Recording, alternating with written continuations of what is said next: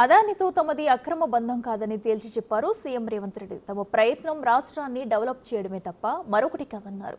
విపక్షాలు అర్థం లేని ఆరోపణలు చేయడం వల్లే అదాని ఇచ్చిన విరాళాన్ని కూడా వెనక్కి ఇచ్చేస్తున్నట్టు ప్రకటించారు. అంతేకాదు గతంలో అదానితో చేసుకున్న ఒప్పందాలను వివరించారు రేవంత్.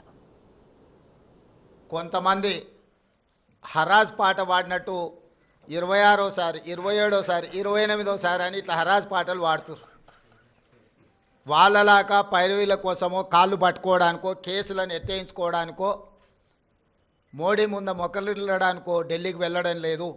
కేంద్ర ప్రభుత్వాన్ని అవసరమైతే నిలదీసైనా రాష్ట్ర ప్రభుత్వానికి రావాల్సిన నిధులు అనుమతులను తెచ్చుకోవడానికే మేము ఢిల్లీ పర్యటన చేస్తున్నాము. ఎవరి కాల్లో పట్టుకోవడానికో కేసుల నుంచి తప్పించుకోవడానికో గవర్నర్ నుంచి అనుమతి ఇవ్వకుండా ఆపుకోవడానికో మా ప్రయత్నం కాదు. మళ్ళీ విచారణ ఏంగానే చూసిరా నా మీద కేసులు పెడుతురని ఒకలా ఏడుపులు ఏడుస్తుంటాడు. పెట్టూరి జైలు పోతానే ఆయన్నే అంటాడు. ఎప్పుడెప్పుడు జైలుకు పోదామా, జైల్లో పోయి ఉందామా అని ఆయన ఏమనుకుంటున్నట్టు నిన్నవానేదో పేపర్లో చూసిన జైలుకు పోయిన వాళ్ళు అందరూ అయినరానా ఆ లెక్కన ముందుగాల వాళ్ళ చెల్లెలు పోయింది. మరి ఆల్రెడీ వాళ్ళ చెల్లెలు జైలుకు పోయి వచ్చింది. అట్లా కూడా ఈయనకు అవకాశం లేదు కదా. ఆ ఛాన్స్ ఒకవేళ తీసుకుంటే కేసీఆర్ ఫ్యామిలీలా ఆల్రెడీ వాళ్ళ చెల్లెలు జైలు పోయి వచ్చింది. ఆ ఛాన్స్ ఆల్రెడీ వాళ్ళ చెల్లెలు కొట్టేసింది. ఆ ఫ్యామిలీలో ఉన్న పోటీని తట్టుకోలేక.